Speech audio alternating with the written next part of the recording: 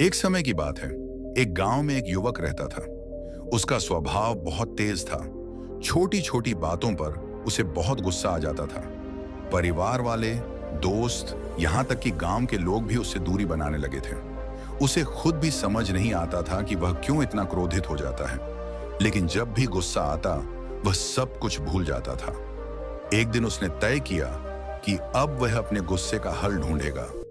किसी ने उसे बताया कि एक महान ज्ञानी है जिनके पास हर समस्या का समाधान है।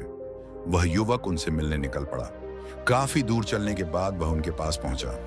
उसने विनम्रता से प्रणाम किया और बोला, भगवान, मुझे बहुत गुस्सा आता है, मैं इसे रोक नहीं पाता, कृपया मुझे कोई उपाय बताइए। ज्ञानी मुस्कुराए और बोले, ठीक है, पहले तुम मुझे अपना गुस्सा दिखाओ।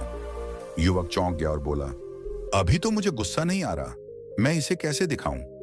ज्ञानी ने शांत स्वर में कहा, तो इसका मतलब यह हुआ कि गुस्सा तुम्हारे अंदर हमेशा नहीं रहता, वह आता है और चला जाता है।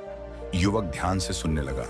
ज्ञानी बोले, जब गुस्सा आता है तो तुम उसे अपना समझ लेते हो, जैसे वह तुम्हारा ही हिस्सा हो। लेकिन अगर वह सच में तुम्हारा होता तो वह हमेशा तुम्हारे साथ रहता, कभी जाता नहीं। युवक के मन में बात बैठने लगी। ज्ञानी ने आगे कहा, गुस्सा एक आग की तरह है। जब यह उठता है तो सबसे पहले उसी को जलाता है जिसमें यह पैदा होता है।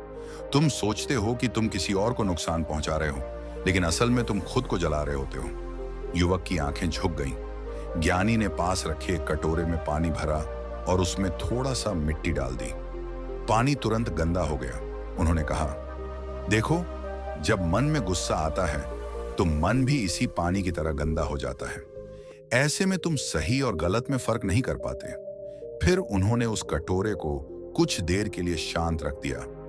धीरे धीरे मिट्टी नीचे बैठ गई और पानी फिर से साफ हो गया।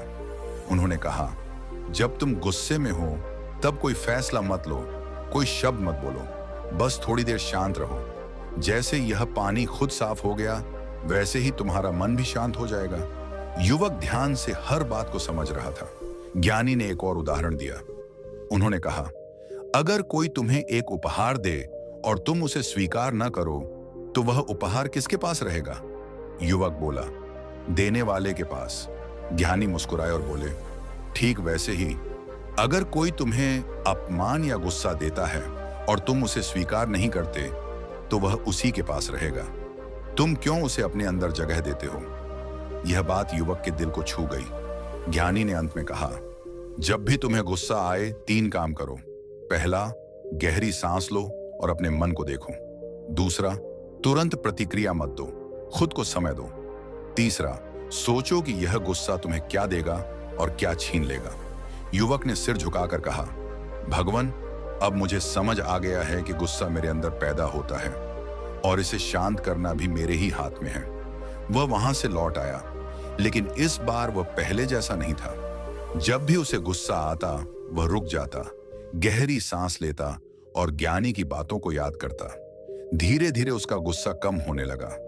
कुछ समय बाद वही लोग जो उसे दूर भागते थे, अब उसके पास आने लगे। उसका स्वभाव शांत और मधुर हो गया था। इस तरह उसने सीख लिया कि गुस्सा कोई ताकत नहीं, बल्कि कमजोरी है। असली ताकत अपने मन को संभालने में है और यही सच्ची जीत है, खुद पर जीत।